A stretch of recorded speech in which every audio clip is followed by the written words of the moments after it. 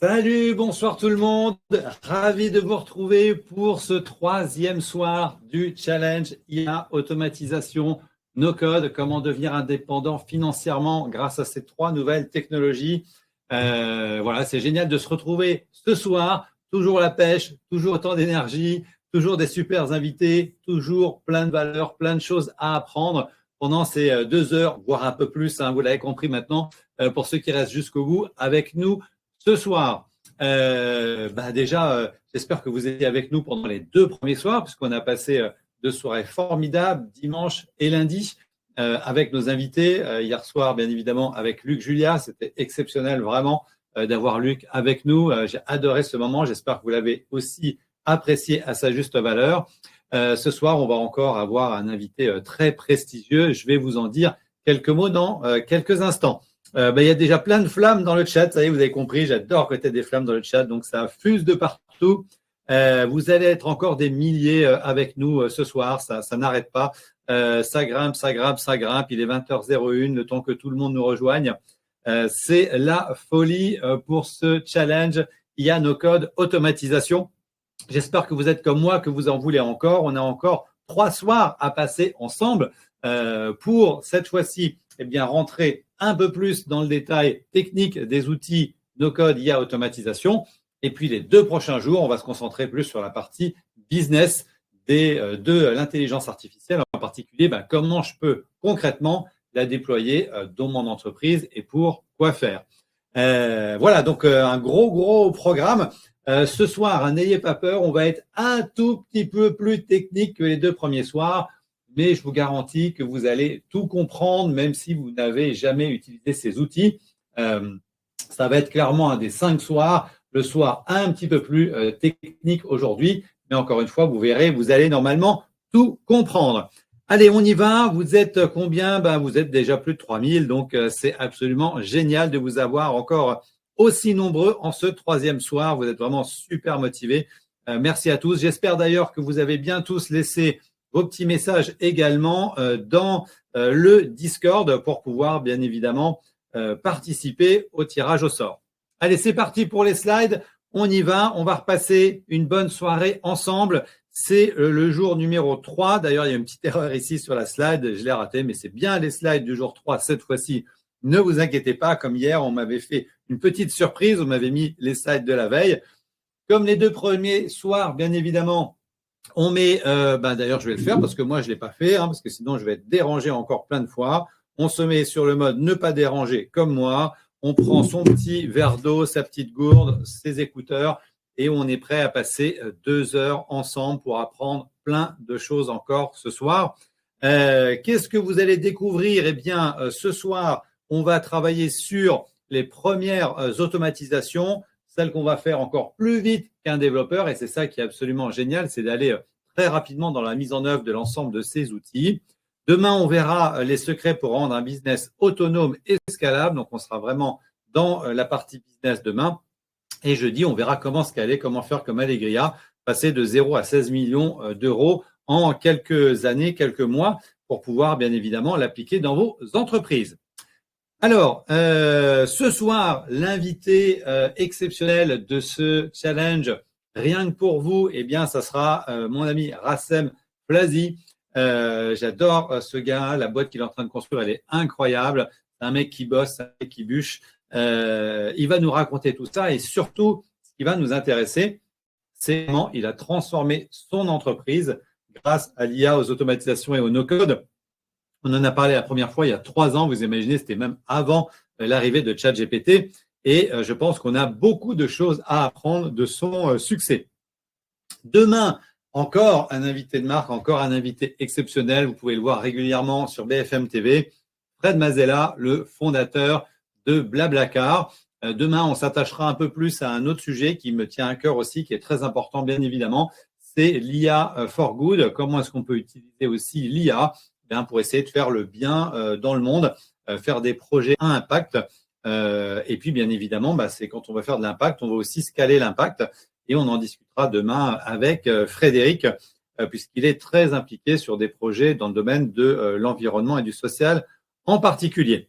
Et puis, il nous restera le jour 5, l'invité surprise du jour 5. Vraiment, soyez là le dernier jour, soyez là parce qu'on va, jeudi soir, apprendre des trucs de dingue avec un entrepreneur hyper successful que j'adore et qui va nous raconter tout ça jeudi soir. Voilà pour le teasing. Donc, on a passé notre dimanche soir avec Sabrina, Caroline, hier Luc, Julia, ce soir Rassem, demain Fred et puis l'invité surprise qui sera avec nous jeudi. Je vais essayer de parler un tout petit peu moins fort ce soir parce que je vous donne tellement d'énergie que ma voix elle a du mal à suivre. Hier, j'ai failli être coupé en deux au bout d'une heure. Donc, je vais essayer de ne pas refaire la même chose ce soir et de tenir parce qu'il faut que je tienne avec vous. C'est ma promesse de vous donner un maximum de valeur jusqu'à jeudi soir. Petit reminder également, le replay du jour 1 de dimanche soir, il va se terminer dans quelques heures. Donc vraiment, si vous ne l'avez pas vu, là, c'est la dernière limite. Je vous rappelle, ils sont disponibles 48 heures. Donc, ça va être la fin du replay. Ceux qui ont raté hier soir, vous pouvez voir bien évidemment le replay d'hier soir avec Luc et je vous invite vraiment à le faire. Et puis, le replay de ce soir sera bien évidemment disponible 48 heures comme tous les autres. On laisse le chat ouvert. Profitez-en, posez vos questions. Toute l'équipe est là pour répondre à toutes vos questions comme tous les soirs. Donc, n'hésitez pas. Si vous en avez encore, si vous n'avez pas réussi à avoir un créneau, bien évidemment, on en reparlera à la fin. Je vais vous reparler pour ceux qui n'étaient pas là également de l'ouverture de l'incubateur Allegria. Donc, plein de surprises pour la fin également pour ceux qui n'étaient pas là. Mais si vous n'avez pas réussi à avoir votre créneau téléphonique, n'hésitez pas aussi à poser les questions dans le chat. Dernier petit rappel également, si vous ne l'avez pas encore fait, surtout pensez bien à rejoindre le Discord, puisque je vous ai mis ici le QR code pour participer. Vous êtes plusieurs milliers déjà à l'avoir rejoint. Il y aura des cadeaux à la clé pour tous ceux qui auront participé avec un tirage au sort pour gagner des lots. Donc, surtout, n'oubliez pas de le rejoindre, scanner ce petit QR code, participer au challenge tous les jours. Et bien, pour un certain nombre d'entre vous, il y aura quelques récompenses à la clé. Je vous ai mis ici quelques posts encore qui datent d'aujourd'hui. Je vous rappelle, le challenge d'hier, c'était de nous partager vos envies, vos projets, ce que vous aviez envie de faire. On a ici ceux de Delhomme, d'Alexis, de Ben, qui nous ont partagé leurs envies, ce qu'ils rêvaient de faire avec l'IA, l'automatisation et le no-code. Et c'est super. Je n'ai pas pu tous les lire. Il y en avait vraiment beaucoup encore aujourd'hui. Mais c'était super de pouvoir voir toute cette énergie, de la partager avec nous. Ça nous motive bien évidemment énormément. Vous vous souvenez du contrat, je vous le rappelle. On vous donne tout, vous nous donnez tout, on partage tout. C'est super important dans le Discord ce soir. Je prendrai du temps encore à la fin de cette conférence pour répondre à toutes les questions, bien évidemment. Donc, n'hésitez pas, soit à les poser à nos équipes pendant cette conférence ou à la fin. Il y en aura un certain nombre des questions. Et s'il faut que j'y passe 1 heure de plus à la fin, eh bien, ça sera avec grand plaisir. Petit rappel, comme hier, sur ce qu'on a vu pendant ces 2 premiers jours. D'abord, bien évidemment, savoir coder, ça va devenir absolument inutile pour nous, les entrepreneurs, pour nous, les freelances, parce qu'aujourd'hui, on a lié à l'automatisation et le no-code, et que la compétence ultime de demain, ça ne sera plus de savoir coder, mais de maîtriser la data. Et je vais y revenir aujourd'hui, bien évidemment. Les gains attendus de l'ensemble de ces nouvelles technologies, d'abord un gain de temps que vous allez pouvoir transformer en argent, en temps libre, en loisirs, des gains de productivité grâce à l'automatisation pour éviter les erreurs, pour faire des volumes de données, traiter des grands volumes de données, un accès à une connaissance infinie puisque ces grands modèles de langage ont aujourd'hui accès à l'ensemble de la connaissance disponible sur Internet, des milliards et des milliards de données qu'on n'aura jamais l'occasion nous-mêmes de pouvoir apprendre. Et puis, la possibilité d'avoir une créativité amplifiée, pouvoir prendre de la hauteur, utiliser les capacités de l'intelligence artificielle pour prendre les bonnes décisions. 4 gains, on a vu hier comment les mettre en œuvre très précisément avec tout un tas de cas d'usage. On a appris aussi hier en quelques minutes, et je vous garantis qu'il n'y a pas besoin de plus, comment faire un prompt efficace, quel que soit l'outil d'IA que vous allez utiliser. Je vous rappelle les 6 règles, pour ceux qui n'étaient pas là hier, qui n'ont pas envie de passer du temps à revoir tous les slides d'hier. Vous pouvez faire une photo de ce slide. C'était un des slides les plus importants d'hier, puisque on est tous dans le chat GPT au quotidien aujourd'hui, même si je vous rappelle que c'est qu'une toute petite partie de ce qu'il faut savoir. Pour faire un prompt efficace, eh bien, on donne le rôle qu'on a, qu'est-ce qu'on est, qui on est, le contexte, on explique les tâches à faire, on lui donne les objectifs, les contraintes et le format. Si vous appliquez cette recette à chaque fois que vous faites un prompt, vous allez multiplier par 2, par 3, par 5 la qualité des réponses que vous donnera l'intelligence artificielle.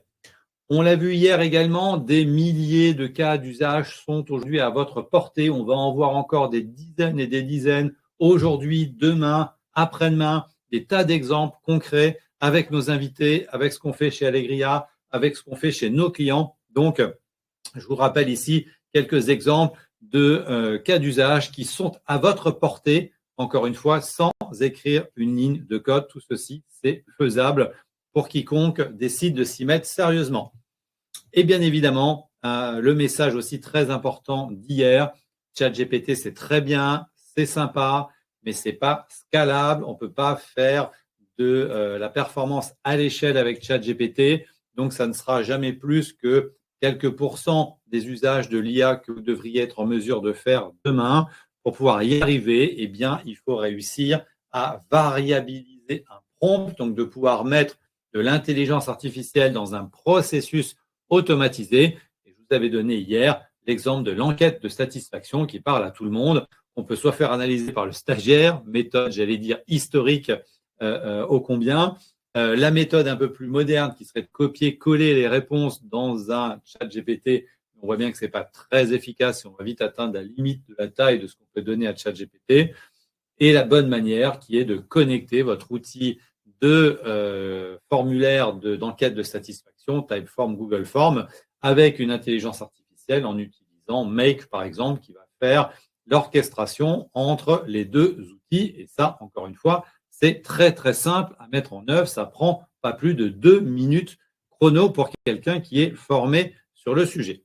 On a vu également hier, bien évidemment, les changements dans l'économie aujourd'hui, les évolutions de l'économie, le cercle vertueux de l'entrepreneur à succès, qui va trouver maintenant des clients grâce à l'IA. On va beaucoup travailler ce sujet demain. Comment on va pouvoir faire plus de chiffre d'affaires, ne pas trop se fatiguer parce qu'on va faire beaucoup plus travailler l'IA que nous pour apporter de la valeur à nos clients qui, eux, ne savent pas encore utiliser l'intelligence artificielle. Et tout cela va nous permettre d'avoir des clients satisfaits à un tarif très compétitif qui vont eux-mêmes en parler à d'autres pour vous permettre d'avoir demain un business financièrement rentable. Plus de missions, plus d'expérience et puis bien évidemment un tarif plus élevé pour ceux qui choisiraient d'être freelance en IA ou en automatisation, pour ceux qui décideraient d'être coach, bien évidemment.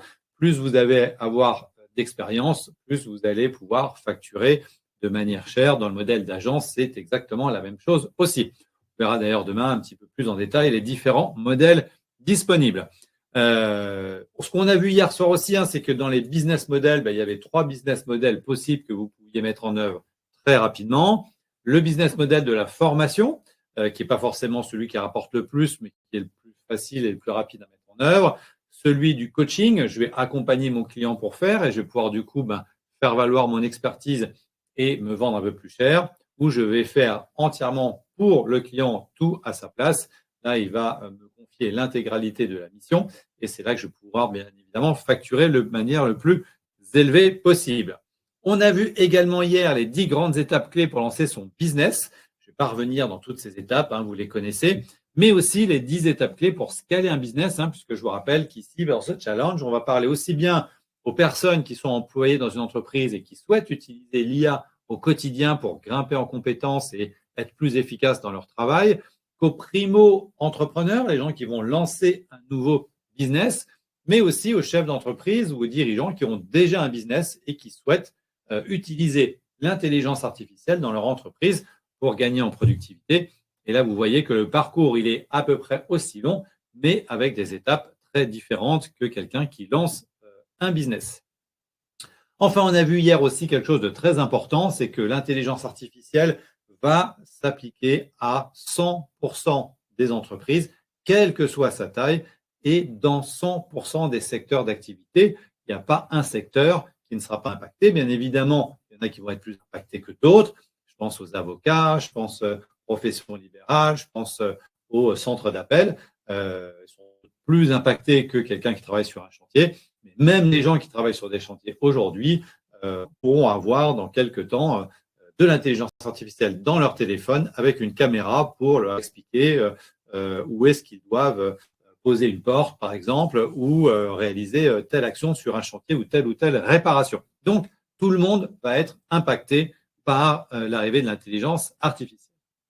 Voilà pour le petit résumé d'hier. Et maintenant, eh bien, on va passer à ce jour 3 que vous attendiez tous avec aujourd'hui, eh bien, les premières automatisations, comment on va créer les premières automatisations plus rapidement qu'un développeur, et c'est ça la beauté de l'ensemble de ces outils, grâce au no-code, à l'IA et aux automatisations. Donc, c'est parti, on y va pour ce soir. Je vous l'ai dit, ce qui est vraiment important pour pouvoir réussir à mettre en place cette stratégie, c'est-à-dire faire du business en 2025 en utilisant les technologies mises à notre disposition, on n'a pas besoin d'être un développeur. Ça, c'est certain. On n'a absolument pas besoin d'apprendre à coder pour utiliser ces technologies et gagner de l'argent avec. En revanche, ce qui va nous manquer la plupart du temps à nous qui n'avons pas fait d'études d'informatique, eh bien, c'est la compréhension de la donnée, la culture de la data et la culture du produit. Comprendre qu'est-ce que c'est qu'une application logicielle, c'est quoi de digitaliser un processus métier. Eh bien, c'est ce qu'on va voir ensemble ce soir. Je vous l'ai dit, ce soir, ça va être un tout petit peu plus technique, mais je vous garantis que vous allez absolument tout comprendre.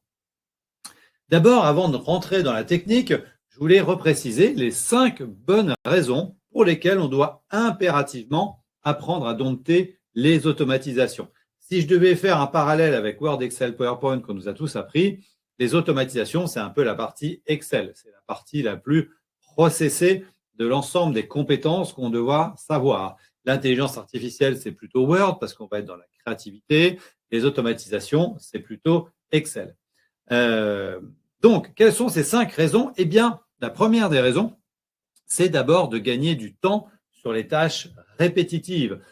On a vu qu'avec l'intelligence artificielle, on peut faire les tâches à faible valeur ajoutée, mais aussi des tâches à très forte valeur ajoutée. Et il arrive aussi que, bien évidemment, dans les tâches à très forte valeur ajoutée, il y ait des tâches qui soient répétitives.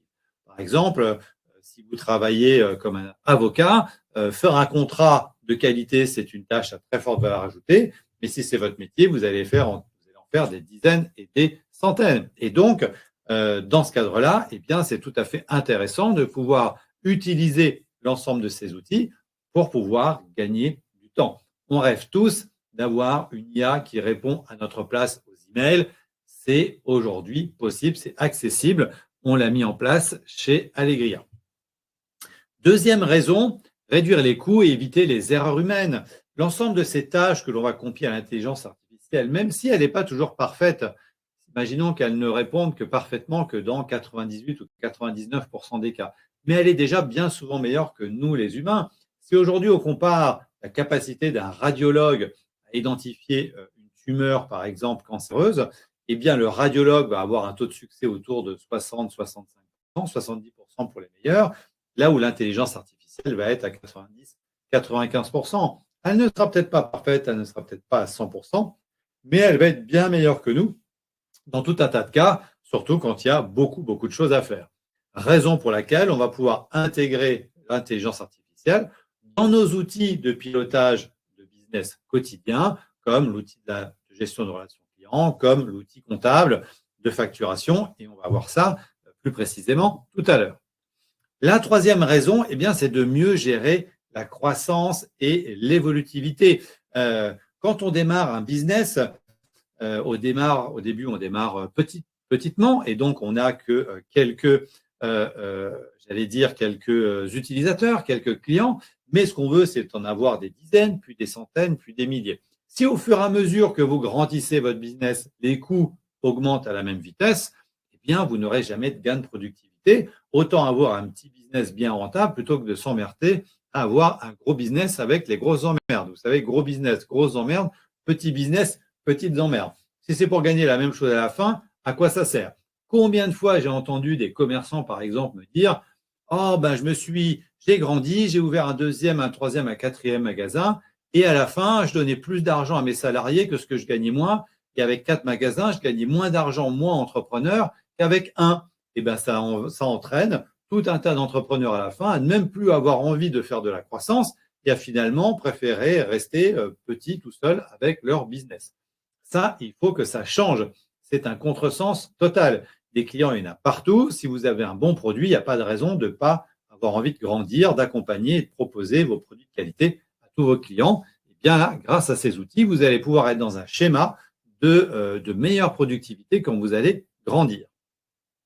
La raison numéro 4, c'est l'amélioration de l'expérience client et la réactivité. Aujourd'hui, vous le savez, il faut être extrêmement réactif. On ne peut plus appeler un call center et attendre 10 minutes avant que la personne réponde. Quand vous avez un prospect en ligne, eh bien, il faut le rappeler dans les 10 minutes, les 20 minutes. Il y a plein d'études qui prouvent que, par exemple, dans la vente entre entreprises, en B2B, si vous mettez plus d'une heure à recontacter un prospect, vous divisez par 2 quasiment les chances de le convertir en client. Donc, pour pouvoir être réactif, eh bien, la bonne manière, ça serait de mettre des tas et des tas d'humains pour pouvoir améliorer la qualité de service. Mais si vous faites ça, eh bien, vous n'êtes plus rentable. Donc, il y a une espèce de quadrature du cercle à mettre en place pour faire en sorte à la fois d'être très réactif, ce qui nécessiterait beaucoup d'humains, mais d'essayer de le faire avec un minimum de ressources qui coûtent et donc d'améliorer l'expérience client avec de l'IA, puisque l'objectif, c'est qu'il y ait une qualité qui soit liée à la réactivité. Quand on a et la qualité et la réactivité, c'est là qu'on est le plus efficace. L'intelligence artificielle va nous aider énormément dans ce sens. Et puis la raison numéro 5, eh bien, c'est tout simplement de créer un avantage concurrentiel. Il y en a un certain nombre d'entre vous qui nous écoutez ce soir. Peut-être que vous ne faites pas un métier extrêmement innovant. Moi, j'ai eu des clients, par exemple, historiquement, qui faisaient des portes de chantier. Bon, on ne peut pas dire que fabriquer des portes de chantier, ce soit le métier le plus innovant sur Terre. Eh bien, il a des concurrents. On a tous des concurrents. On vit dans un monde de concurrence.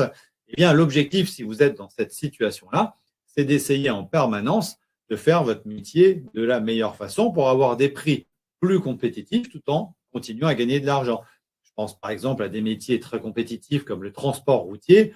On sait très bien aujourd'hui qu'il y a un effet volume dans les métiers du transport routier, qu'il faut grossir très vite pour pouvoir essayer d'obtenir des prix toujours les plus bas possibles pour être compétitif sur le marché. Cette course à la taille ou cette course au prix le plus compétitif, aujourd'hui, il peut se faire grâce à l'intelligence artificielle et aux automatisations, sans forcément aller chercher tout le temps de grandir pour avoir des prix plus compétitifs. Donc, vous l'avez compris, ces 5 raisons sont très importantes et c'est bien évidemment sans doute une des raisons pour laquelle vous êtes avec nous ce soir, que ce soit dans le cadre d'une création d'entreprise, d'une entreprise que vous avez déjà ou si vous êtes en emploi. Je vous l'ai dit, la culture du produit, c'est quelque chose de très important. Et quand on parle de culture de produit, ce qu'il faut comprendre derrière cette idée, c'est tout simplement que ce qui compte aujourd'hui, ce n'est pas la technologie qui est derrière votre produit, mais c'est la valeur ajoutée de votre produit. Ce qui compte, c'est la finalité de ce que vous faites. Moi, par exemple, je suis sur un Mac depuis toujours, depuis les années 80. Je n'ai jamais été intéressé par les PC, contrairement à mes amis qui, eux, adoraient bidouiller à l'intérieur, changer la carte, aller comprendre ce qui se passait sous le capot. Moi, je ne m'intéresse pas à ce qui se passe sous le capot. Je m'en fous de ce qui se passe sous le capot de mon ordinateur. Ce qui m'intéresse, c'est qu'est-ce que je peux en faire? En quoi ça va m'aider à construire mon business demain? Et c'est en cela que la culture du produit est intéressante puisqu'elle nous apprend que ce qui compte, c'est de satisfaire un client avec une solution technologique et pas la technologie qui est derrière. On ne fait plus de la technologie pour la beauté de la technologie. On fait de la technologie, on crée un service, un SaaS, une application mobile pour rendre service à quelqu'un et donc, par définition, apporter de la valeur à nos clients. Pour pouvoir réussir à mettre en place demain une activité qui sera pilotée par l'intelligence artificielle, je vous l'ai dit dès le premier soir, pas de data, pas d'IA. Donc, comment est-ce qu'on pilote la donnée, qu'on soit un créateur d'entreprise ou un entrepreneur déjà chevronné? Eh bien, on a un certain nombre de sujets sur lesquels la data va être essentielle. Pourquoi est-ce que c'est si important de maîtriser la data? Parce que, d'abord, quand on va maîtriser la data, eh bien, on va commencer par mieux connaître ses clients. Connaître ses clients, c'est la clé du succès. C'est extrêmement important. Et il y a trop d'entreprises aujourd'hui qui croient connaître leurs clients parce que tout est dans la tête du patron et puis c'est lui qui a ramené 90% des clients. Mais le jour où vous allez vouloir constituer une équipe commerciale, si tout est dans la tête du patron et qu'il n'y a rien de documenté et qu'il n'y a pas de connaissances clients dans un outil de gestion de la relation client, eh bien, vous allez avoir du mal à aller chercher des nouveaux clients. Donc, connaître ses clients, ça passe par la data. Et la bonne nouvelle, c'est que l'essentiel des transactions aujourd'hui étant digitalisées, eh bien, vous pouvez savoir beaucoup de choses sur vos clients et pas que leur nom, leur adresse, leur numéro de téléphone, comme la plupart du temps on le pense. On a besoin de savoir beaucoup plus de choses. Vous avez tout un tas d'informations sur vos clients dans le profil LinkedIn, par exemple. Vous avez des informations sur vos clients, sur Internet, leur site web, parce qu'on parle des personnes, mais aussi, bien évidemment, des entreprises. La deuxième raison pour laquelle il est important de maîtriser la data, c'est d'améliorer la qualité des produits et des services. C'est par la qualité de la donnée que vous allez pouvoir apporter une plus-value. Imaginez que vous soyez une entreprise dans le domaine de l'agriculture. Eh bien, si votre application est capable de maîtriser la donnée météorologique, vous allez, par voie de conséquence, apporter un service de bien meilleure qualité à vos clients, puisque vous pourrez prendre en compte le facteur météorologique dans l'application que vous allez proposer à vos agriculteurs. Troisième raison pour laquelle la data est très importante, c'est la capacité à optimiser les opérations. Comment vous voulez établir une facture correcte si vous ne savez pas ce que vous avez vendu et à qui vous l'avez vendu? Ça paraît très très simple comme ça. Quand vous avez 2-3 clients au début, vous savez toujours ce que vous avez vendu et vous n'oubliez jamais de faire la facture. Et puis surtout, vous n'oubliez jamais d'être payé.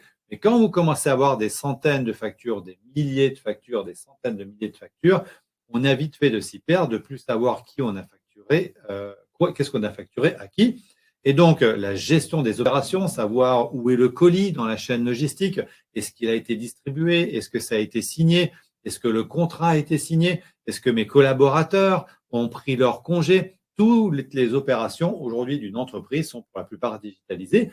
On a vu arriver d'ailleurs dans les départements ressources humaines des tas et des tas de logiciels ces dernières années qui ont permis de digitaliser aussi la relation avec les collaborateurs dans l'entreprise. Donc, on a des outils digitaux dans tous les services, au marketing, à la logistique, dans les ventes, au RH, dans le juridique. Et donc, tous ces outils, c'est de la donnée que vous pouvez exploiter. Quatrième raison pour laquelle il faut apprendre à maîtriser la data, eh bien tout simplement pour prendre des décisions stratégiques.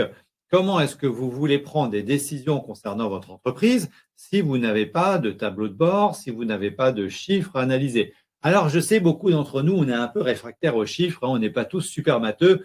Luc nous disait hier qu'on avait en France des ingénieurs extraordinaires en mathématiques. Alors, ce n'était pas mon cas, je vous rassure, et c'est sans doute peut-être pas votre cas non plus. Mais pour prendre des décisions stratégiques dans l'avenir d'une entreprise ou concernant même un collaborateur, il faut avoir la maîtrise de la data parce que sinon, on a vite fait de s'y perdre. Et puis, la dernière raison qui est importante pour maîtriser la data, tout simplement se différencier de la concurrence. L'information, c'est une des valeurs les plus importantes du 21e siècle. Avoir une information que le concurrent n'a pas vous donne un avantage concurrentiel. C'est tellement d'ailleurs important que pour les sociétés cotées, ça devient un délit d'initié d'avoir une information sur une entreprise avant que le public n'y ait accès. Les entreprises sont obligées de communiquer très largement de manière publique sur leurs chiffres pour éviter que des gens aient accès à une information avant les autres et puissent, par exemple, anticiper la hausse ou la baisse d'un cours de bourse. Donc, l'information, ça a une valeur considérable. Si vous avez accès à cette information, donc de la donnée, et qu'en plus vous avez les outils pour la traiter, eh bien, vous allez avoir naturellement un avantage sur vos concurrents. Donc, les enjeux, vous l'avez compris, pour la maîtrise de la data, que vous lanciez un produit SaaS, un service, là, ça marche, quel que soit le business. D'abord, la qualité. Il faut des données de qualité fiable, donc il faut s'organiser pour pouvoir la collecter et ensuite l'utiliser. Je vous donnais le premier jour, chez nous, l'exemple, chez Allegria, des outils qui enregistrent systématiquement 100% de nos conversations en visioconférence. Eh bien, grâce à ces transcripts, on a de la donnée de qualité. Ensuite, il va falloir mettre en place de la gouvernance. Donc, il va falloir faire en sorte d'abord d'éviter que des collaborateurs ou des concurrents vous volent votre donnée. Donc, la sécuriser, c'est très important. On n'aura pas le temps pendant ces 5 jours d'aborder en détail le sujet de la sécurité des données. Mais je vous l'ai dit, l'essentiel de la valeur des entreprises demain, ça sera la donnée. Donc, il faut la sécuriser. Mais il faut aussi être capable de donner accès à la bonne donnée aux bonnes personnes qui en ont besoin dans l'entreprise. Si l'équipe marketing n'a pas accès aux données marketing, elle ne pourra rien faire. Donc, il faut que chaque équipe ait accès à la data dont il a besoin. Ça s'appelle la gouvernance de la donnée. Il va falloir des outils technologiques, vous vous en doutez, bien évidemment, pouvoir héberger dans le cloud avec un SharePoint ou avec un Google Drive l'ensemble des données et puis avoir des outils technologiques pour exploiter cette donnée. Et puis, il va falloir bien évidemment des compétences. On vous le dit depuis 3 jours, il va falloir monter en compétences pour pouvoir être en mesure de maîtriser toutes ces données. Quand on parle d'une application, de quoi est-ce qu'on parle? Et ça, c'est quelque chose qui est très important. D'abord, dans les composants clés d'une application, on va retrouver tout le temps 3 éléments. On va retrouver tout le temps la base de données, on va retrouver tout le temps une interface utilisateur et on va tout le temps retrouver une logique métier. C'est ces 3 éléments-là qui font une application qu'on va pouvoir utiliser ensuite dans nos outils. Et je regarde juste une petite chose parce que je pense que j'avais normalement une petite slide qui était ici avant de m'attaquer au sujet des applications pour présenter mon ami Rassem, mais elle a dû sauter cette petite slide. Donc, Rassem, si tu es là, je t'invite à venir avec moi maintenant sur la conférence pour qu'on puisse ensemble échanger. Il est 20h30, donc je crois que tu es là et je crois que tu es à l'heure en plus, donc c'est super. Bienvenue à toi. Est-ce que tu m'entends bien? Hello, salut Franck. Est-ce que tu m'entends bien, Francis? Ouais, je t'entends très bien. Je vais stopper les slides pour qu'on te voit bien. Ravi d'être avec toi aujourd'hui. Je suis super content que tu sois avec nous. Je sais que tu es en déplacement, en plus en voyage, donc vraiment c'est génial que tu sois là. Écoute, ce que je te propose pour toutes les personnes qui ne te connaissent pas, parce que ton histoire elle est incroyable, je ne vais pas citer toutes tes qualités, pianiste émérite, grand joueur de poker, chef d'entreprise, bref, il y en a sans doute encore plein d'autres que je ne connais pas. Donc, je te laisse la parole pour que tu puisses te présenter en quelques minutes pour nos amis qui te découvrent ce soir. Merci Francis, c'est un plaisir. Est-ce que le micro est bon là? Ouais, c'est bon, il y a un tout petit décalage, mais on est bon. Parfait.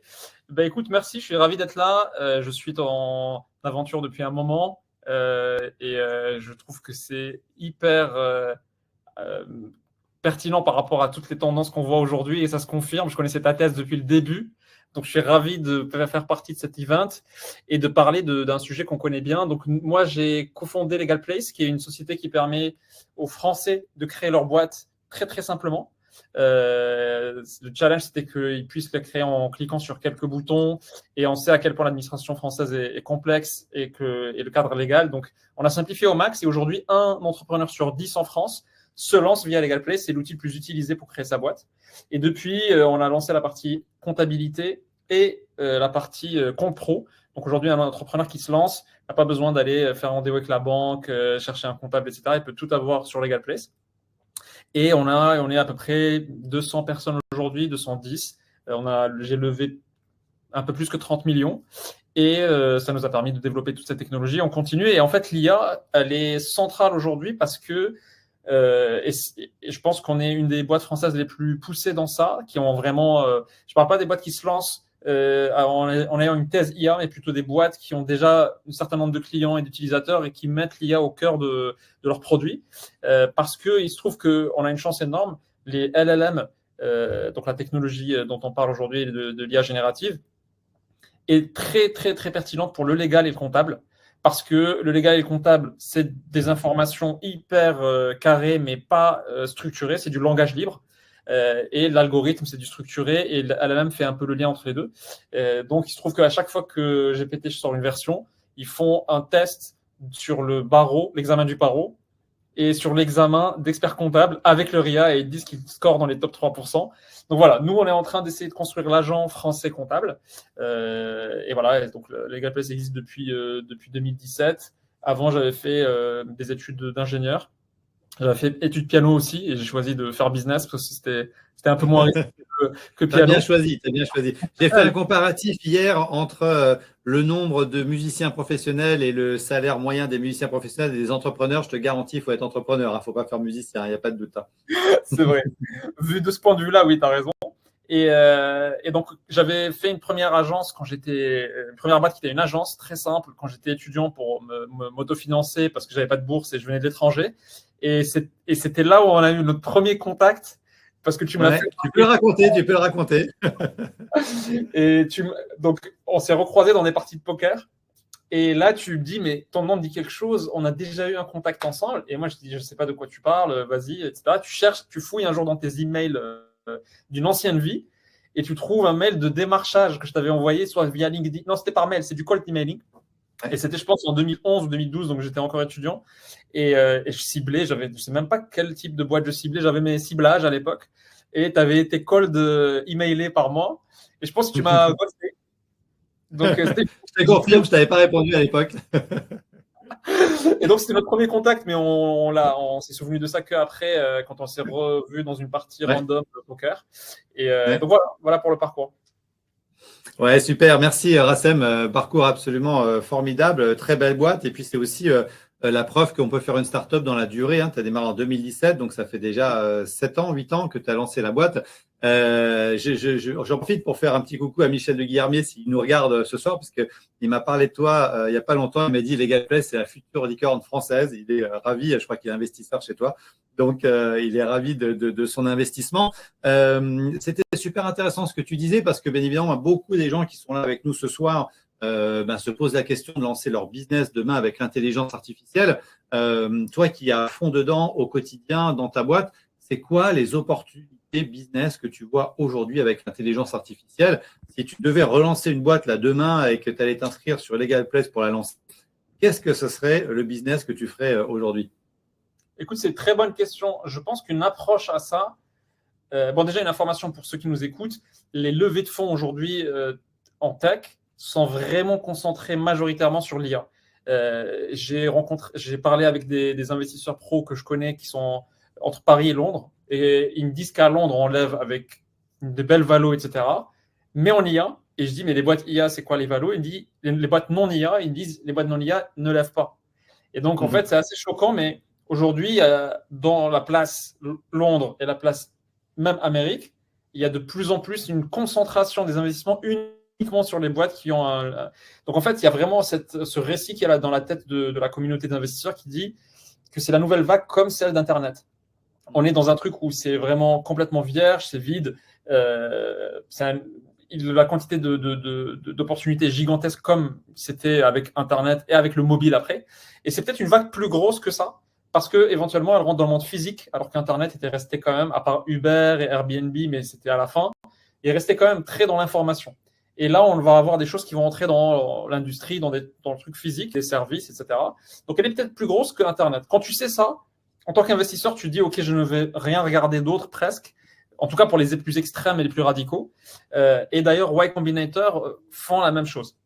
Et l'approche pour savoir sur quoi je me lance si je devais créer une nouvelle boîte, powered by IA, j'aurais pris tous les métiers, et c'est l'approche Y Combinator d'ailleurs, c'est pas moi qui l'ai inventé, mais… Alors, Y Combinator, pour les amis qui nous écoutent, qui ne connaissent pas, c'est le plus grand incubateur mondial aux États-Unis. C'est de Y Combinator que sont sorties toutes les grandes startups qu'on connaît aujourd'hui, bien évidemment.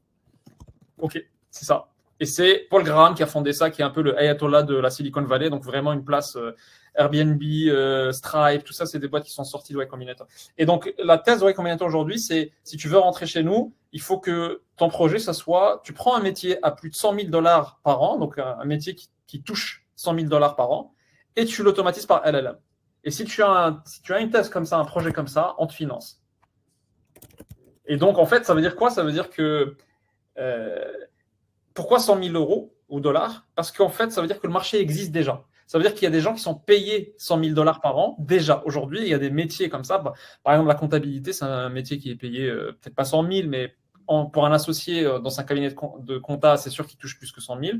Un auditeur financier, ça peut être… un avocat? Bien sûr, bon, avocat, c'est sûr. Ça peut être plein d'autres métiers, tous les analystes dans les CAC 40 qui font plein de métiers différents. c'est des métiers qui sont demandés.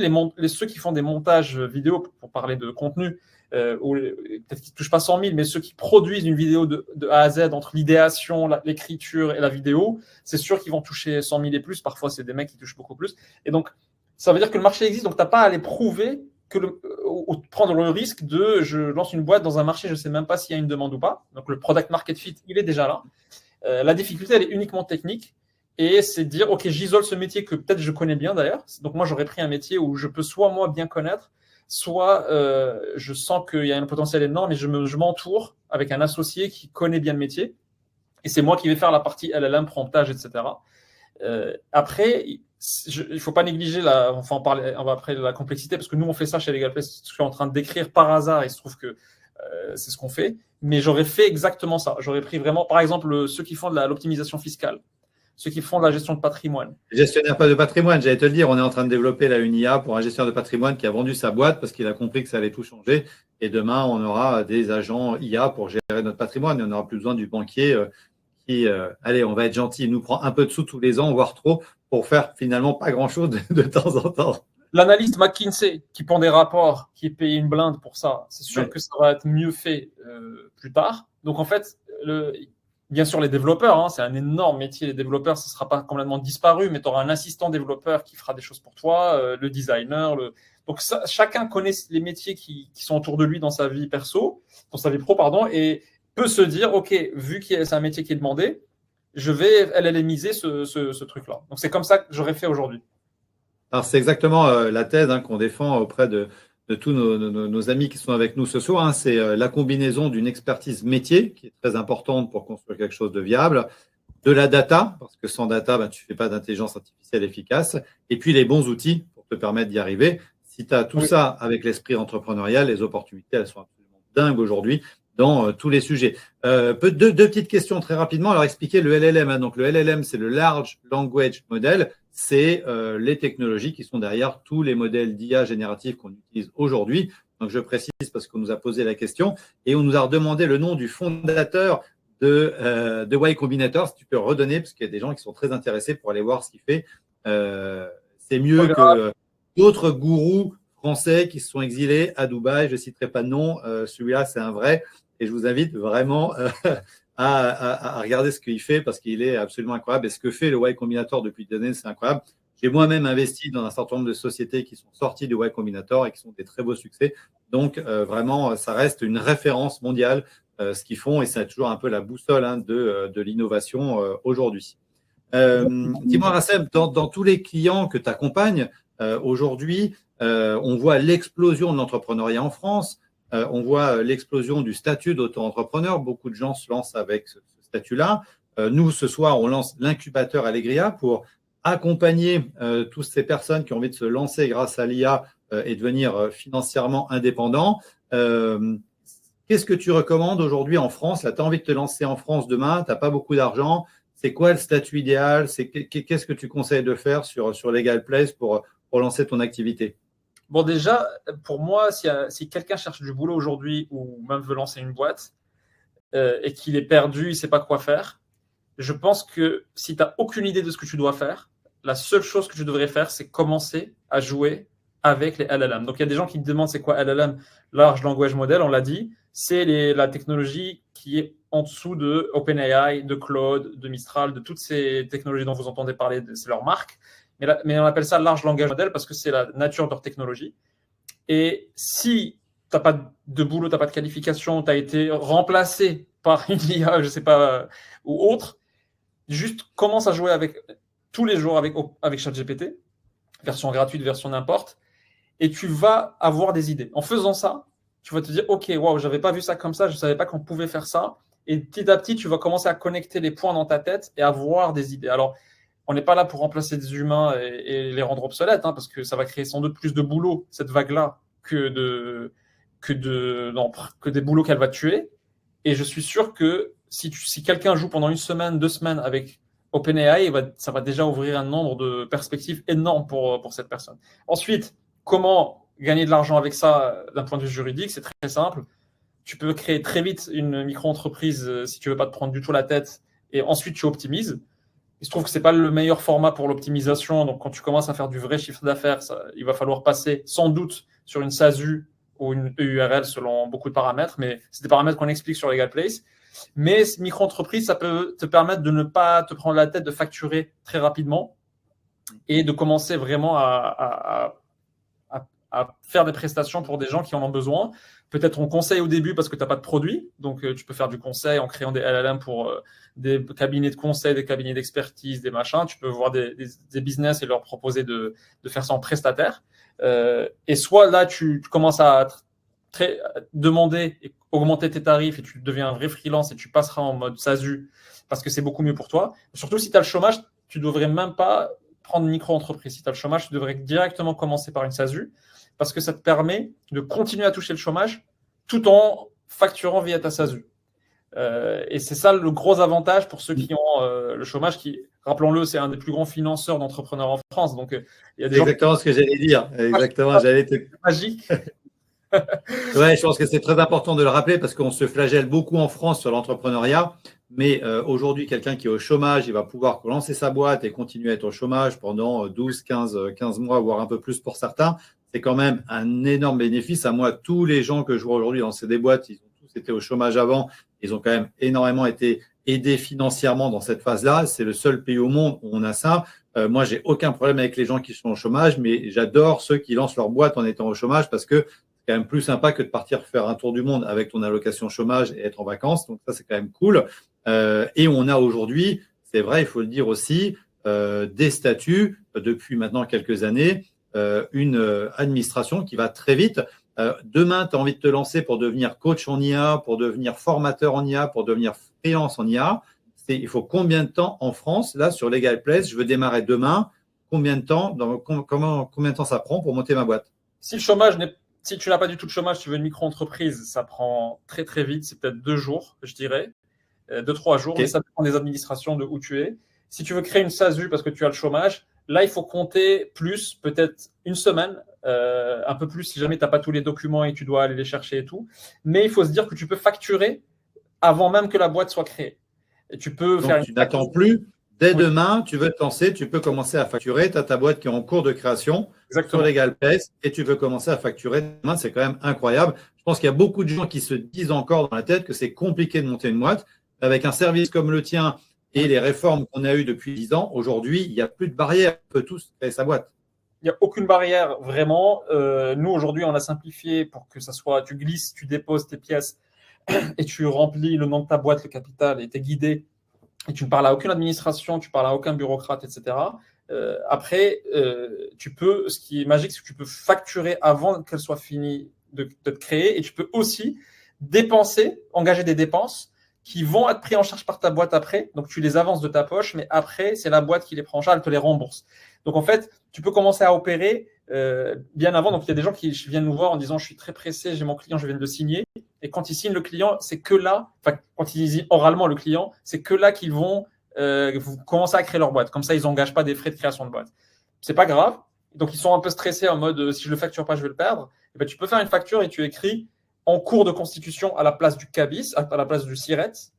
Et c'est pas grave. D'ici à ce que tu exécutes la prestation, la boîte sera créée et tu auras ton compte bancaire et tu recevras ton argent.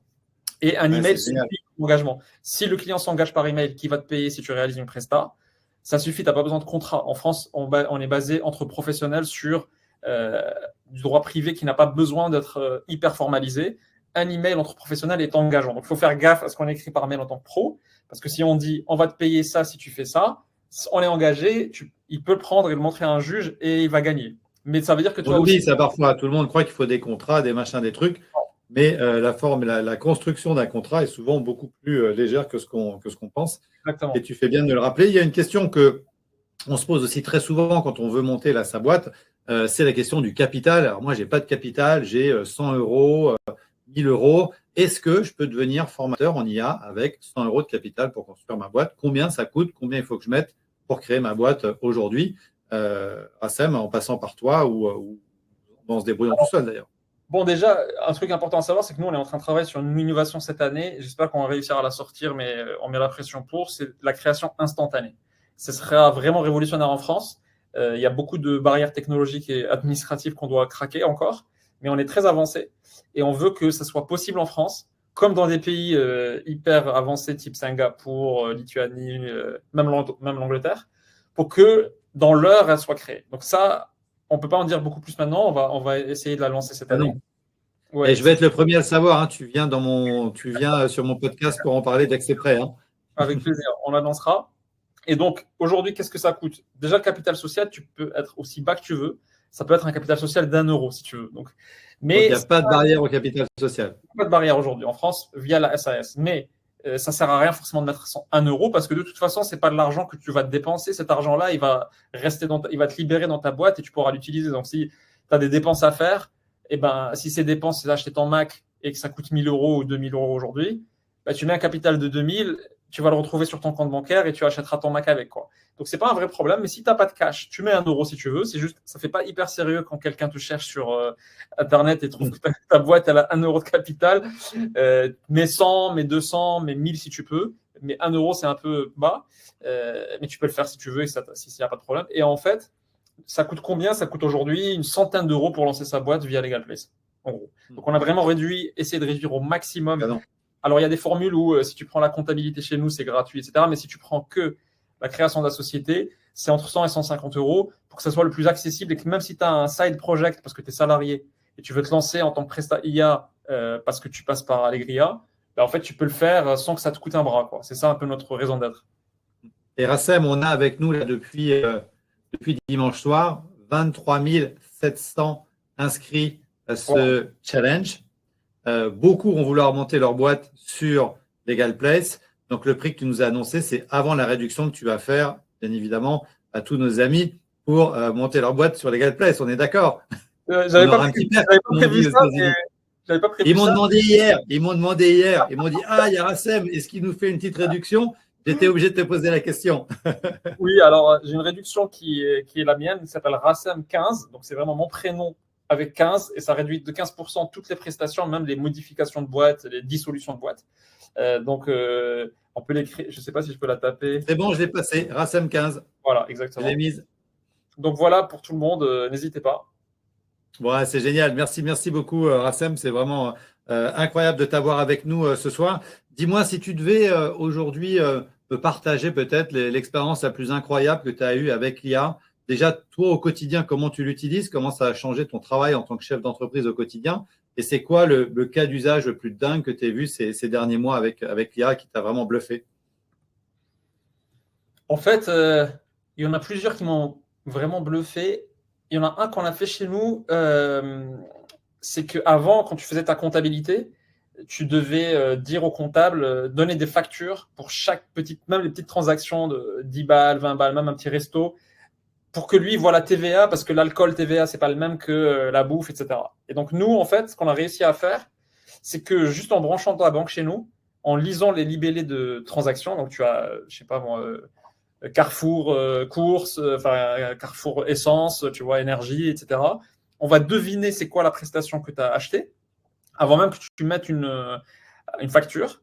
On va pas te demander de facture si on n'a pas, sauf si on ne devine pas, quoi. Et l'IA arrive à deviner 80% des transactions de nos clients et arrive à déterminer à peu près la TVA dans ce type de prestat. Et donc, en fait, quand tu es client chez nous, tu as un compteur en permanence de combien de TVA tu dois payer at some point. Comme ça, tu peux provisionner ça avant même que tu nous donnes toutes les factures et les motifs, etc. Donc ça, on était très contents parce qu'on l'a fait. C'était le premier projet de notre équipe IA et ça tourne aujourd'hui à 80%. Donc, ça fait beaucoup moins de travail quand tu as de la compta, c'est chiant, tu dois mettre tes factures, etc. Donc, ça enlève du travail de nos comptables à nous et des clients. Et tu es rassuré parce que tu sais à peu près la TVA que tu dois sortir. Tu sais, les entrepreneurs, ils sont naïfs. Ils pensent au début qu'ils n'ont même pas à payer la TVA. Et ils se retrouvent avec 20 000 € à un moment à payer alors qu'ils ont tout consommé en trésor. Ça nous est tous arrivé un jour quand on a commencé notre carrière d'entrepreneur. Mais nous, aujourd'hui, nous, on a réglé ça aujourd'hui. Tu as un compteur énorme. Il y a un usage aussi qui m'avait bluffé, c'est qu'avant, quand tu rédigeais tes statuts chez nous, tu devais écrire l'objet social. Donc, tu disais conseil en IA, plus création de site web, je ne sais pas quoi. Et en fait, quand tu l'écrivais d'une certaine manière, ça pouvait ne pas passer le filtre de l'administration. Donc, on avait un humain chez nous qui regardait et qui disait c'est pas assez précis, il y a plusieurs activités en une, il faut que tu les splits, enfin, il y a des critères. Aujourd'hui, pendant que tu écris ton activité, on a un assistant qui te fait le feedback en direct, donc tu n'as pas à attendre le retour de chez nous 24 heures plus tard pour corriger et rajouter un bullet point. Il y a un truc qui te dit, OK, vente de vélo et réparation de vélo, c'est pas la même, split-la en deux. Est-ce que c'est seconde main ou les neufs? Précise s'il te plaît. Et ça détecte si c'est réglementé, ça te dit si c'est réglementé, il nous faut tel diplôme en plus. Alors qu'avant, il fallait des allers-retours, donc tu perds 1 jour, 2 jours. Et nous, ça nous faisait beaucoup travailler pour des petits détails. Et donc maintenant, on arrive en direct à le faire. Donc ça, c'était bluffant chez nous. Après, Et ta boîte à outils, alors toi, qu'est-ce que tu utilises comme outil au quotidien? C'est quoi ton usage de l'IA? C'est en tant que chef d'entreprise, hein, tu as 210 collaborateurs, vous faites des millions de chiffres d'affaires. Quand on arrive à la taille de ta boîte, j'imagine que ton temps est précieux. Comment est-ce que tu l'utilises aujourd'hui? Aujourd'hui, ça remplace certains trucs qu'un chief of staff pouvait faire avant. Genre faire des études sur un marché donné. Tu te demandes, au lieu de passer par un cabinet pour faire une étude de compétition, de concurrence en Allemagne, en Italie, parce que tu comptes lancer, ben, tu peux le faire en quelques clics. Tu peux lui faire bouffer des données pour faire des analyses pour toi. Donc, tu lui en lances un Excel et il fait des analyses. Donc, moi, j'utilise beaucoup OpenAI, donc ChatGPT. J'ai la version à 20 € là. Et je me tâte pour prendre la version à 200 € parce qu'il y a. Je la recommande. Hein. Je l'ai prise. Deep Search, c'est une tuerie absolue pour ce genre de choses. C'est dingue. Vraiment, vraiment, il faut passer à celle à 200 € si tu peux te le permettre. Vraiment, n'hésite pas. Ça vaut le coup. Alors, Deep Search, c'est sûr. Mais moi, ce qui m'intéresserait aussi, c'est Operator qui permet de faire des actions en live sur ton navigateur. C'est pas encore opérationnel pour nous en Europe. Il faut encore utiliser un VPN, donc un serveur spécifique pour le faire. Mais c'est une question de jour. On est en contact avec OpenAI et on devrait l'avoir dans les jours qui viennent. Maintenant, Operator aussi en France. Donc celle-là, je la prendrai direct quand elle sort en France, la Operator. Flemme de faire le VPN, etc. Mais elle est impressionnante parce qu'elle peut vraiment faire des actions que tu aurais donné à un virtual assistant au Bangladesh, au Madagascar. Vraiment là, c'est incroyable. Et donc, Operator, pour ceux qui ne connaissent pas, c'est la partie de ChatGPT qui va prendre la main sur votre ordinateur et qui va aller réserver pour vous un billet d'avion, qui va aller réserver un restaurant, qui va aller faire des actions pour aller récupérer des informations sur un site Internet. Donc, il prend la main sur votre ordinateur et il agit à votre place comme si vous cliquiez vous-même sur un site Internet.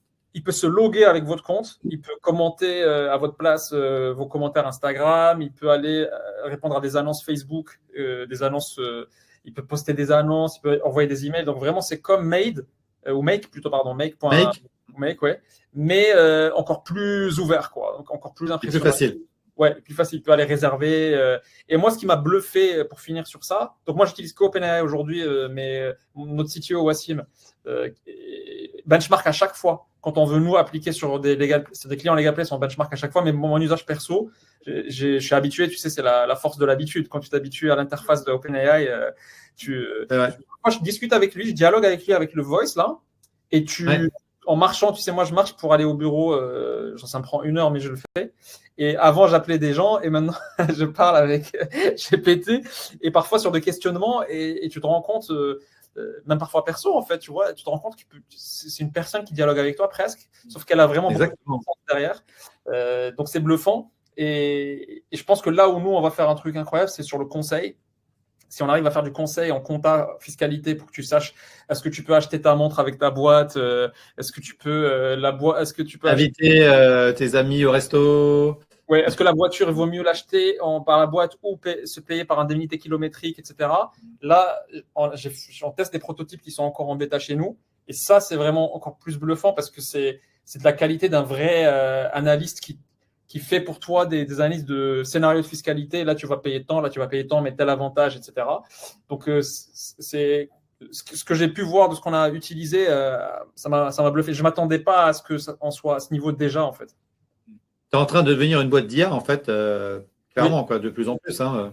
Oui, en fait, l'IA rentre dans le cœur de nos produits maintenant. Donc, on va commencer à devenir une vraie boîte IA en entier. Canon. Et dis-moi, on a pas mal de gens qui sont avec nous en Belgique, qui sont avec nous au Luxembourg, en Suisse ou ailleurs. Legal Place, pour le moment, c'est France uniquement. Tu parlais, là, tu as donné un petit teasing. Tu étais en train de faire des études de marché là, avec ChatGPT sur l'Allemagne, sur d'autres pays. Est-ce que nos amis belges, suisses, luxembourgeois ou ailleurs vont pouvoir utiliser Legal Place prochainement? En fait, c'est le Benelux. C'est un marché, mais qui est fractionné parce qu'il y a plusieurs petits pays, entre guillemets, qui font qu'il faut s'adapter à chacun, alors qu'un morceau comme l'Allemagne ou l'Italie, c'est un peu homogène et donc en un seul lancement, on peut taper un grand pays. Donc en fait, c'est une décision très difficile. Alors la Belgique, c'est plus simple parce que c'est francophone, donc mais En partie. En partie francophone. Et donc si on devait décider aujourd'hui, ça serait plutôt un gros pays européen. Et Belgique après. Ça serait dans ce sens-là, mais la France est un gros marché pour nous et on n'a pas fini de creuser le marché français, donc c'est pas non plus imminent d'aller à l'étranger. Et Khadija nous demande la Suisse, Rassem, quand est-ce que tu fais la Suisse? Écoute, un grand pays, la Suisse. Je vais lancer Deep Search sur la Suisse. Allez, vas-y. Il faut faire ça. C'est clair, tu as raison. C'est quoi ton rêve, Rassem, avec l'IA? C'est quoi le truc le plus fou que tu aimerais que l'IA le service que tu aimerais que l'IA te rende demain? Là, on a fait plancher hier soir nos amis dans Discord où ils devaient nous dire c'est quoi l'idée de business qu'ils ont envie de faire avec l'IA. Toi, là, si tu étais le rêve le plus fou que l'IA pourrait faire pour toi. Et moi, mon rêve le plus fou, je suis biaisé parce que je suis Legal Place. Donc, mon rêve le plus fou, c'est d'avoir un agent français comptable et ensuite qu'on internationalise et qui est vraiment un agent au sens du terme agent, c'est-à-dire qu'il n'est pas là juste pour répondre à des questions, mais il fait des actions. Il va te déclarer à ta place, il va répondre aux impôts, quand tu reçois un courrier des impôts, il va bien sûr discuter avec toi, mais si tu lui dis please, passe-moi à tel régime, il va le faire sans que tu te connectes à l'interface. Ça, c'est mon rêve perso parce que c'est lié à ma boîte. Maintenant, si je suis en dehors de Legal Place, mon rêve, c'est plutôt de le voir sur le monde physique. C'est de voir de la robotique live. Et moi, je suis choqué quand je vois un robot plier le linge. Il se trouve qu'un de mes projets, quand j'étais étudiant ingénieur, élève ingénieur, c'était de la robotique, mais c'était encore un bras seulement, c'était pas un corps entier. Et en fait, il y a une raison pour laquelle les robots sont humanoïdes et nous ressemblent, parce que les gens peuvent se dire pourquoi ils sont humanoïdes. C'est des trucs de scénario de film science-fiction. Ils pourraient être une autre forme. Mais en fait, la raison, c'est que pour qu'ils apprennent, ils doivent apprendre à partir de vidéos d'humains. Et donc, ils doivent reproduire des gestes d'humains, parce que quand tu apprends d'un humain, si tu n'as pas une main, si tu n'as pas 5 doigts, tu ne peux pas répéter. Donc, on est en fait obligé que ce soit des robots humanoïdes et qui nous ressemblent exactement. Comme ça, quand ils ont regardé 1000 heures de comment plier le linge, ils vont savoir le faire, tu vois. Et donc, si on a un robot à la maison à qui on délègue certaines tâches qu'on n'a pas envie de faire, ça serait un rêve, quoi. On n'a pas eu le temps de beaucoup parler de la robotique, mais bien évidemment, la robotique aujourd'hui évolue très vite grâce à l'intelligence artificielle. On a des vidéos en particulier d'un robot ménager de Stanford qui sait tout faire, plier le linge, le sortir, faire à la couette. Et on voit ces gestes et on voit des gestes d'humains parce qu'en fait, aujourd'hui, on n'a plus besoin d'apprendre en faisant du motion capture qu'on faisait avant. On mettait des points blancs partout là pour qu'ils comprennent les gestes qu'on faisait. On lui montre des vidéos et il refait. Il y a une vidéo d'ailleurs de Nvidia où on voit un robot jouer de la batterie et puis il regarde quelqu'un et il refait exactement la même chose. Et on a eu une très belle démo la semaine dernière à l'événement de réalité virtuelle au Grand Rex de Steinway avec 2 pianos en temps réel et quelqu'un qui joue à l'autre bout du monde et le vrai piano Steinway dans la salle qui jouait comme cette personne à l'autre bout du monde directement sur place. On avait le même son que si on était à New York ou au Japon. Et je sais que toi qui es fan de piano, c'était assez dingue. Peut-être qu'un jour, tu me joueras un petit morceau depuis ton appartement et je l'écouterai chez moi dans mon appartement. Ça serait génial. Sur ton grand Steinway. Voilà, exactement. Le jour où j'aurai la place pour en mettre un. Merci beaucoup, Rassem. Je vais te libérer. C'était génial de t'avoir avec nous. Vous avez tous le code promo, donc profitez-en. Allez-y. C'est le code personnel de Rassem. Donc voilà, je pense qu'il va marcher plus que 24 heures. Vous pouvez vous l'utiliser sans problème. Oui. Un mot de fin avant que je parte. On est très chanceux parce que c'est l'opportunité du siècle et on est à la naissance de cette opportunité. Donc, ceux qui ont raté les grosses vagues Internet mobile, l'univers, Dieu, whatever, la chance vous a mis devant vous la naissance d'une énorme vague qui va certainement durer 20, 30, 40 ans. Donc, saisissez ça, quoi. Ouais, on est tous d'accord. Et d'ailleurs, on voit le succès qu'on a avec cet événement. Il n'y a pas eu un événement en ligne plus important que celui-ci aujourd'hui en France sur l'IA. 24 000 personnes inscrites, plus de 12 000 personnes chaque soir. C'est un truc de dingue. Jamais on pensait avoir autant de monde. Et vraiment, encore une fois, un grand merci. Et c'est tous les soirs, parce qu'on est là pendant 5 soirs, de 20h à 23h. Une horaire qui n'est pas toujours facile pour tout le monde parce qu'il faut s'occuper des enfants et tout ça. Eh bien, vous êtes là tous les soirs et vraiment, je vous en remercie. C'est génial. Merci beaucoup, Rassem, pour ton témoignage. C'était super.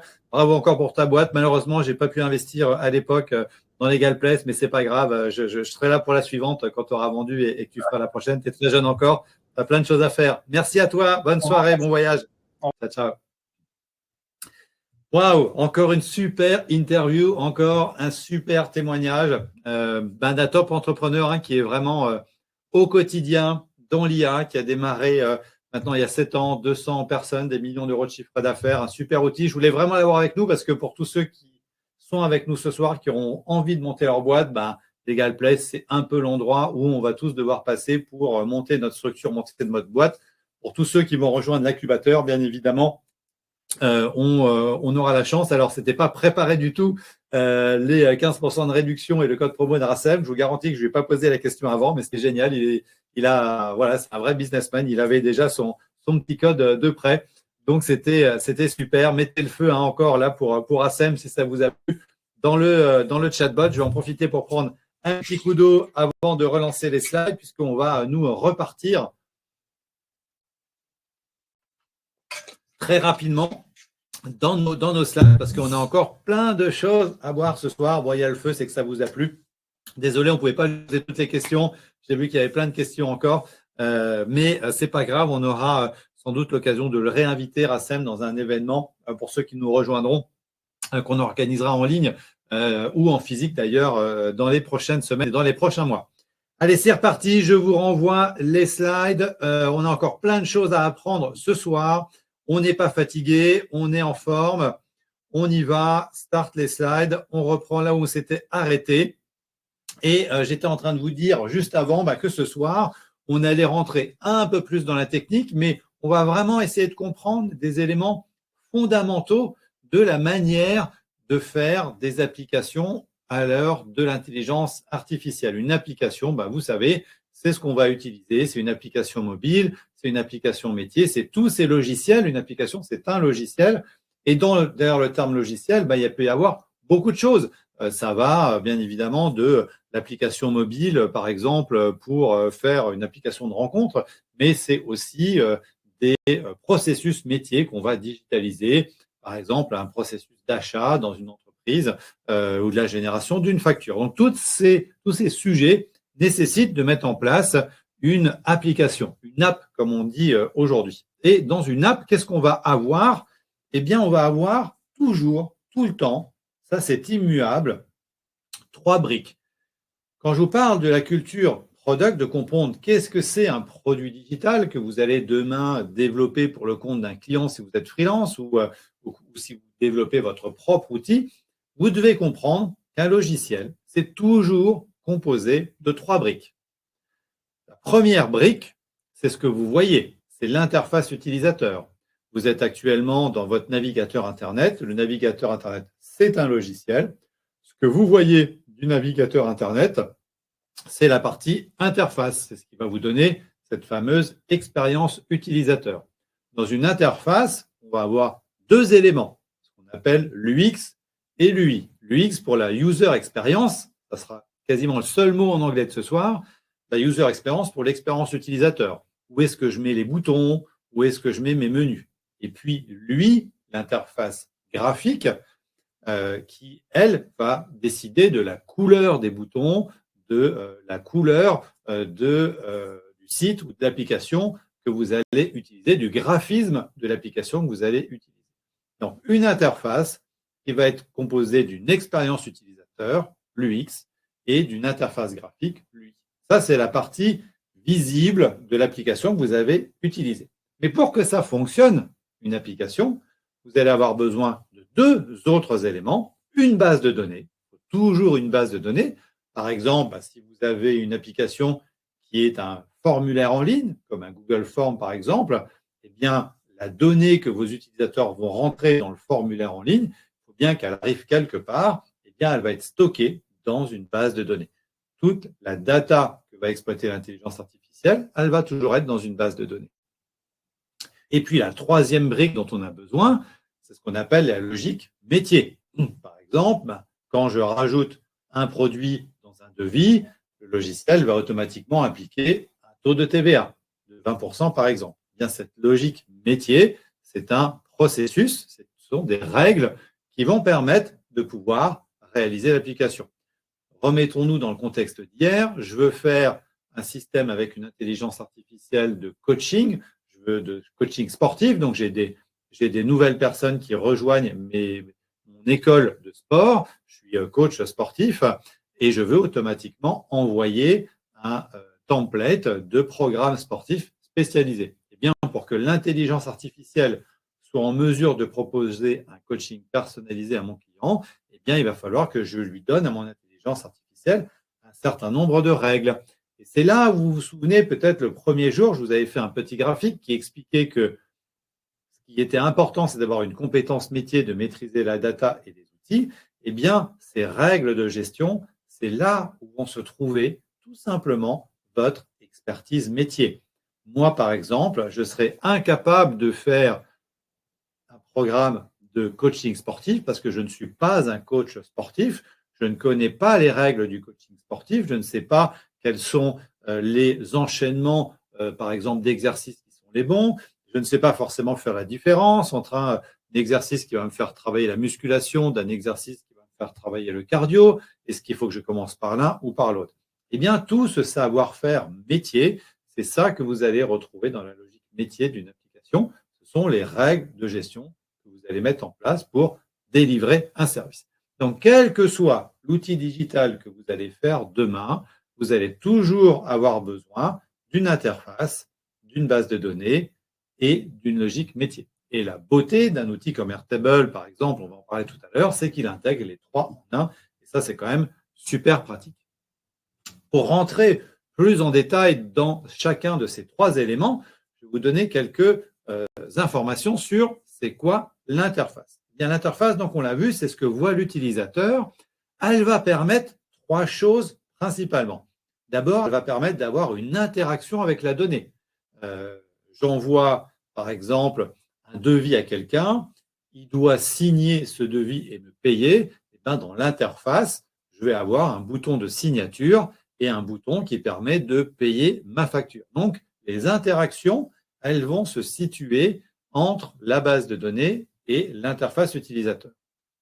Ensuite, l'important dans une interface utilisateur, c'est qu'elle soit aussi facile d'utilisation. Il faut que ce soit intuitif, il faut que je puisse l'utiliser très facilement.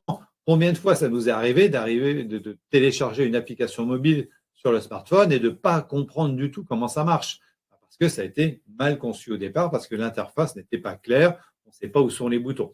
Et puis quand il y a des interfaces qui marchent bien, je pense par exemple à Amazon, son processus de vente, son panier, ça marche tellement bien qu'après tout le monde le copie et ça devient une norme et tout le monde a des paniers aujourd'hui dans le e-commerce qui se ressemblent parce qu'on sait ce qui fonctionne bien. Et puis on va s'attacher aussi à faire en sorte que ce soit joli, qu'il y ait une esthétique qui corresponde aux couleurs de votre marque, qui corresponde aux couleurs de votre produit, de ce que vous voulez faire. Donc l'interface est vraiment à la concaténation de ces trois éléments, des interactions, une facilité d'utilisation et une esthétique du graphisme pour faire en sorte que ce soit joli. Donc on l'a vu, je vous rappelle, trois parties. En un, l'interface. En deux, la partie métier, la logique métier. La logique métier, c'est ce qui va permettre de pouvoir prendre, donc je vous l'ai dit, une décision et de mettre en œuvre un certain nombre de processus. Quand je dois faire un achat, par exemple, dans une entreprise, je vais soumettre une demande d'achat à mon responsable. Il va, lui, signer cette demande d'achat. Cette demande d'achat, ensuite, va partir à la comptabilité. La comptabilité va payer le fournisseur. Le fournisseur va délivrer la prestation. Et moi, l'acheteur, je vais valider qu'on a bien payé quelque chose qui m'a été livré. Eh bien, tout ce processus, c'est ce qu'on appelle le niveau applicatif. Donc, par exemple, dans le cadre d'un site e-commerce, un utilisateur va cliquer sur un bouton d'achat, ça va envoyer la demande, donc l'interface va récupérer la demande, on va l'envoyer dans le système. La logique métier va traiter la demande, donc on va prendre la commande, on va l'envoyer au centre de logistique, qui va préparer le colis, qui va l'envoyer. Et puis, il va y avoir une réponse par le système qui va être envoyée à l'utilisateur en lui disant vous avez payé, on a reçu votre argent et donc on peut maintenant vous envoyer le colis.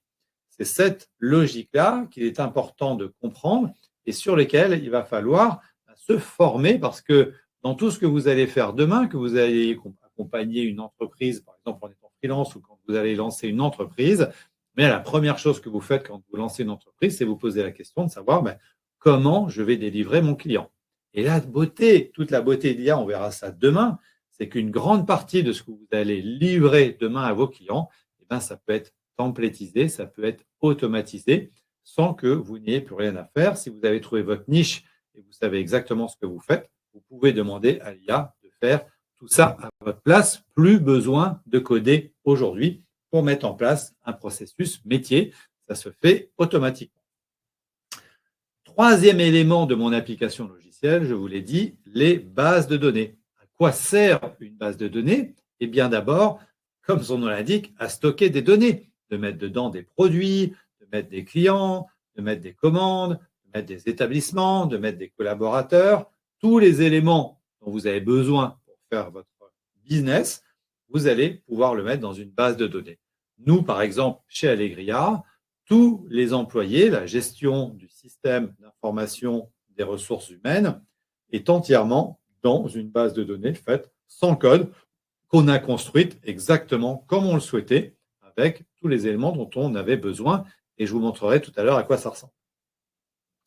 Dans la base de données, on va également gérer des transactions. On va faire, par exemple, des opérations qui vont permettre de transformer la donnée. Par exemple, on va venir créer une commande. Eh bien, dans la table des commandes, dans la base de données, on va créer des commandes au fur et à mesure. On va générer des transactions. Bien évidemment, une base de données, elle va aussi protéger votre donnée. On ne pourra pas faire pendant nos 5 soirs quelque chose de spécifique sur la sécurité de la donnée, mais c'est un élément très important. Donc, on va choisir un outil qui va vous permettre d'avoir une donnée fiable, qui va être dupliquée, recopiée, sécurisée, parce que bien évidemment, un ordinateur, ça peut tomber en panne, donc il faut avoir des duplications des données pour ne pas les perdre. Et puis, on va avoir des outils qui vont nous permettre de faire des requêtes dans la base de données, de questionner la base de données. Et ça aussi, la bonne nouvelle, c'est qu'aujourd'hui, il n'y a plus besoin d'être un ingénieur en informatique pour poser des questions à une base de données. Je vous l'expliquais hier avec un outil comme Notion, par exemple, Notion.ai. Je vais pouvoir poser des questions en langage naturel sur les données qu'il a collectées. Par exemple, l'ensemble des factures que j'ai fait à mes clients dans l'année. Et je vais lui demander, pour tel client, combien est-ce que j'ai fait de chiffre d'affaires en 2024? Il va me donner la réponse tout seul. Il y a encore quelques mois, pour aller extraire cette information, il fallait faire souvent une requête dans une base de données à la main pour pouvoir obtenir cette information. Aujourd'hui, toutes ces informations, si votre système est bien organisé, vous avez juste à poser la question à l'IA et vous avez immédiatement la réponse. On est tout le temps à la bourre avant de faire un rendez-vous client parce qu'on a plein de choses à faire.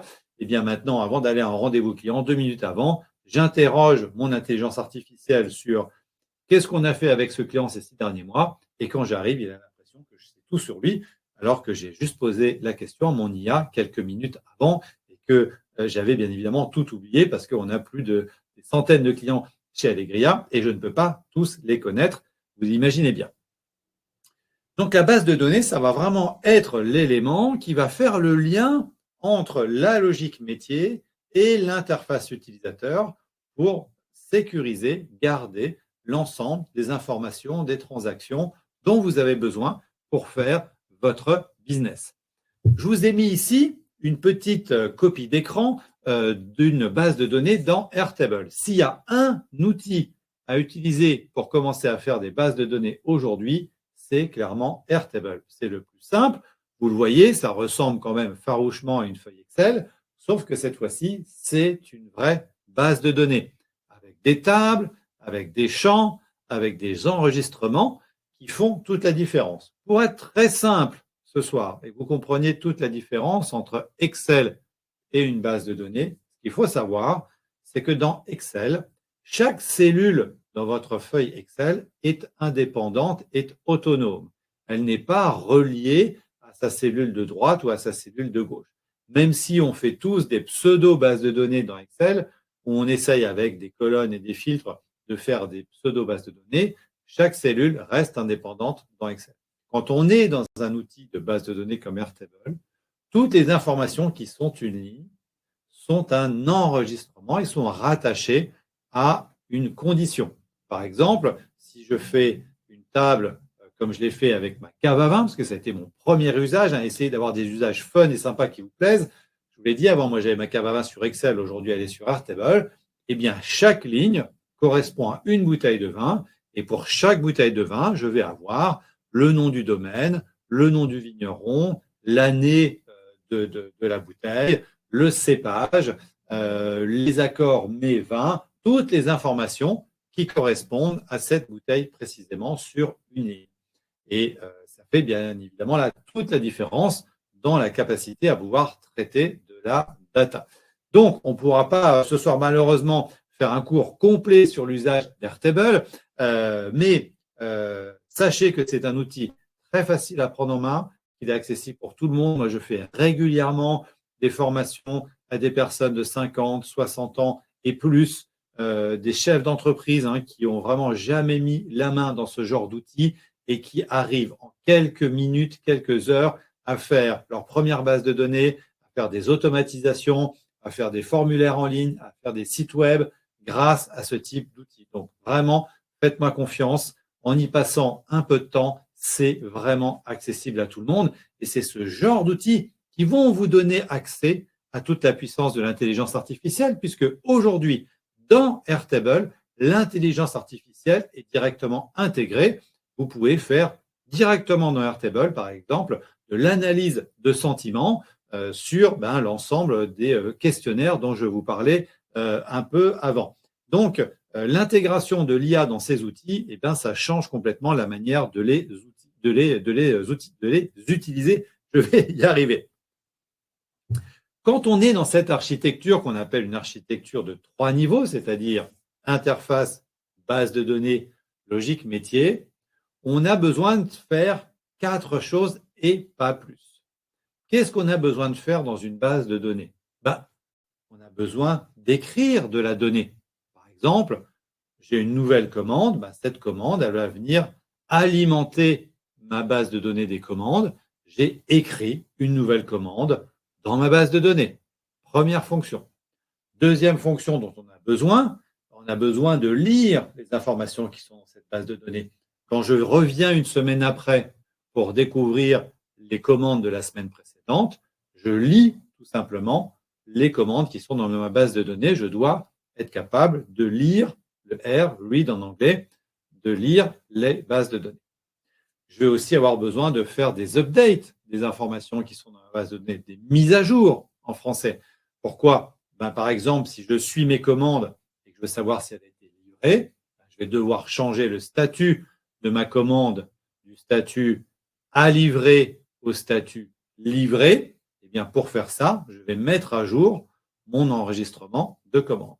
Et puis enfin, il y a un certain nombre de choses que je vais devoir effacer dans ma base de données, supprimer par exemple une commande qui serait annulée par le client avant d'être livrée, je vais la supprimer de mes commandes. Vous voyez, les bases de données, c'est super simple. Et ça, on ne vous l'a jamais expliqué, on ne vous l'a jamais appris que dans une base de données, tout ce qu'il faut savoir faire, tout ce qu'il faut comprendre, c'est quand est-ce que je vais créer un enregistrement, quand est-ce que je vais le lire, quand est-ce que je vais le mettre à jour, quand est-ce que je vais le supprimer. Avec ces 4 fonctions extrêmement simples, hyper faciles à comprendre, vous avez tout ce qu'il faut pour pouvoir vous mettre à utiliser une base de données. Sortir d'Excel et utiliser la puissance des bases de données pour faire, in fine, de l'intelligence artificielle efficace. Donc, vous voyez, c'est quand même pas très compliqué. C'était maintenant qu'on devait avoir dans mes slides, j'étais encore un petit peu en retard, Rassem, donc c'est bon.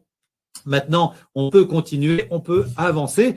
Donc, c'était très important pour moi de vous expliquer cette logique. Comment est-ce qu'on fait une application ce soir? Parce que maintenant, on va parler du deuxième sujet très important, les fameuses API. Je prends un petit coup d'eau avant pour tenir avec vous jusqu'au bout. Alors, API, je pense que ça sera vraiment cette fois-ci mon dernier anglicisme de ce soir. Je suis désolé, ce n'est pas moi qui ai les effets, je suis obligé de les utiliser. API, Application Programming Interface. Qu'est-ce qu'on cache derrière ce mot qui paraît très compliqué, fait pour des développeurs? Tout simplement l'idée qu'on peut aujourd'hui faire du Lego avec toutes nos applications. Imaginez, pour expliquer très simplement ce qu'est une API, imaginez le menu dans un restaurant qui est à votre disposition et qui va vous permettre de passer une commande en cuisine sans avoir à connaître les détails de ce qu'il y aura dans le plat. On ne vous explique pas comment le plat est fabriqué quand vous avez un menu au restaurant. Eh bien, ce menu, c'est exactement ce que fait une API. Vous allez passer une commande, le serveur va prendre votre commande, il va l'emmener en cuisine, le cuisinier va préparer sa tambouille et puis en retour, vous allez avoir un plat cuisiné. Eh bien, c'est exactement ce à quoi servent les API. Il n'y a pas une manière plus simple de l'expliquer et je pense que vous aurez tous compris.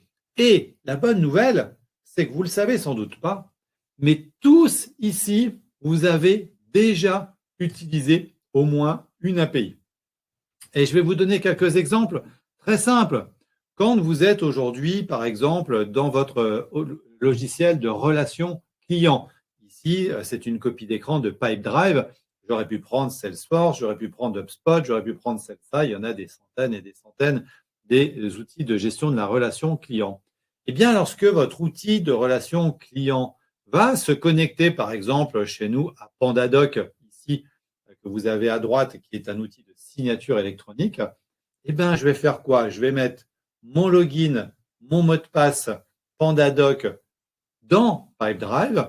Les deux vont se connecter l'un à l'autre sans que j'ai rien à faire.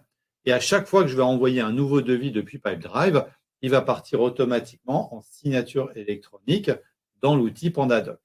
J'ai connecté en mettant juste mon login et mon password, mon outil de gestion de la relation client avec mon outil de signature électronique. Ça m'a pris exactement 5 secondes pour faire la connexion entre les deux. Eh bien, lorsque vous faites ça, vous faites de l'API, vous faites du Lego. Vous avez construit une solution digitale complexe qui fait intervenir deux outils logiciels complexes à votre service en quelques secondes sans jamais avoir fait appel à un développeur. Quand je vous dis que c'est facile, c'est la réalité. Et ça, on le fait tous au quotidien. Vous voulez un deuxième exemple? Peut-être que certains d'entre vous aujourd'hui sont sur Conto, la banque en ligne pour les entrepreneurs. Pareil, un autre très très bon sujet. Il faut qu'on invite les gens de Conto à notre prochain webinaire. Conto, c'est la banque de ceux qui lancent leur start-up, de ceux qui lancent leur entreprise, des indépendants, plus de 400 000 clients. Eh bien, lorsque vous allez vouloir connecter votre compte bancaire Conto avec un outil comptable ou avec un outil, par exemple, comme Notion, ici, de suivi de la connaissance, eh bien, de la même manière, vous allez juste aller dans Conto, regarder la bibliothèque des logiciels que vous pouvez connecter à votre compte bancaire Conto, cliquez, mettre votre login, votre password, et boum, les deux sont connectés ensemble. Et des cas d'usage comme ça, il y en a des tas et des tas et des tas dans tous les logiciels, puisque l'objectif de l'ensemble de ces outils, c'est de vous permettre très facilement de les intégrer dans l'écosystème de l'ensemble des outils. Et bien ça, c'est faire de l'API. Il y a encore quelques années, 5 ans, 10 ans, à chaque fois qu'on voulait connecter deux outils ensemble, c'était des mois de développement, c'était des dizaines de milliers d'euros à dépenser. Et à chaque fois qu'on voulait changer quelque chose, il faut rappeler les développeurs. Moi, j'ai une copine dont je me souviens très bien, il y a encore quelques années, elle payait 500 € à chaque fois qu'elle devait rajouter une bouteille dans son catalogue. Elle vendait du champagne, elle vend toujours du champagne. Elle payait 500 €. Son prestataire de service lui prenait 500 € à chaque fois qu'elle devait rajouter une nouvelle référence dans son catalogue e-commerce. C'était du délire. Aujourd'hui, ça ne coûte plus rien. Vous pouvez faire tout ça vous-même grâce aux API. Donc ça, c'est une super nouvelle. On va pouvoir tous faire du Lego maintenant avec tous les outils qui nous plaisent. Ça tombe bien, des outils disponibles pour faire du Lego, il y en a des milliers et des milliers en ligne. Demain, on va voir tout un tas, toute la boîte à outils, des outils pour scraper, des outils pour générer des leads, des outils pour faire des factures. Demain, c'est la journée des cas d'usage. Il va y en avoir des tas et des tas.